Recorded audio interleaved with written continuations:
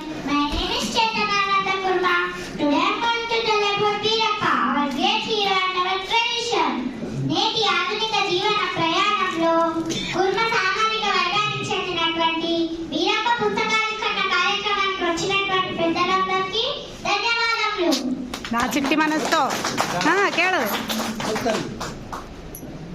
కేಳು. Veerappa is an ordinary name.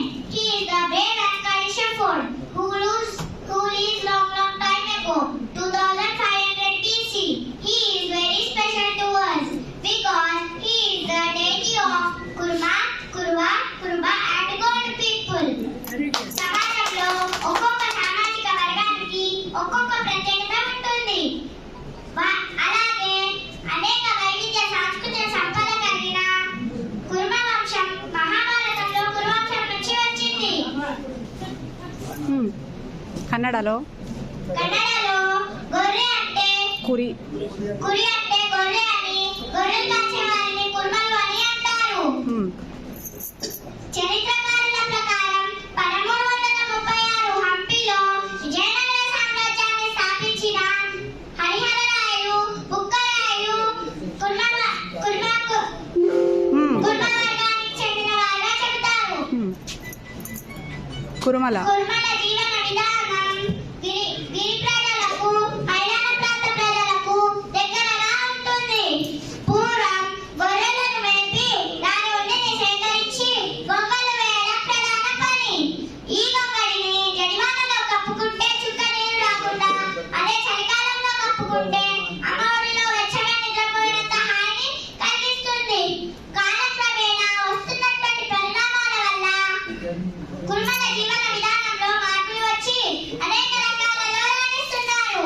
ఇలా మార్పులు వచ్చినప్పటికీ పూర్వపు సంస్కృతిని మర్చిపోకుండా కులదైవం గురించి తెలియపరచాలనే ఉద్దేశంతో ఒగ్గు కథలు,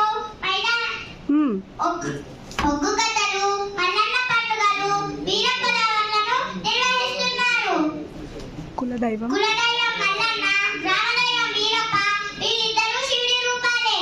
కాబట్టి వీరప్ప దేవుడి ఆశీస్సులు మనందరిపై ఉండి కుల ఐక్యత, కుల గుర్తింపు, కుల అభివృద్ధి, కుల చైతన్యానికి పాటుపడుతూ నేటి జనాభాలో మనకంటూ మనకంతా అనే అన్ని రకాల హక్కుల కొరకై మన అందరం కలిసి ముందుకు నడవాలని కోరుకుంటూ నాకు అవకాశం ఇచ్చిన పెద్దలందరికీ ధన్యవాదాలు. అమ్మాయికి పాపం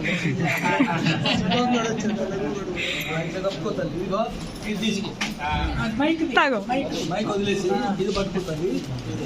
పూలాగానే ఉంది. Thank you. Great thank you. WhatsApp అన్నాడు కదా.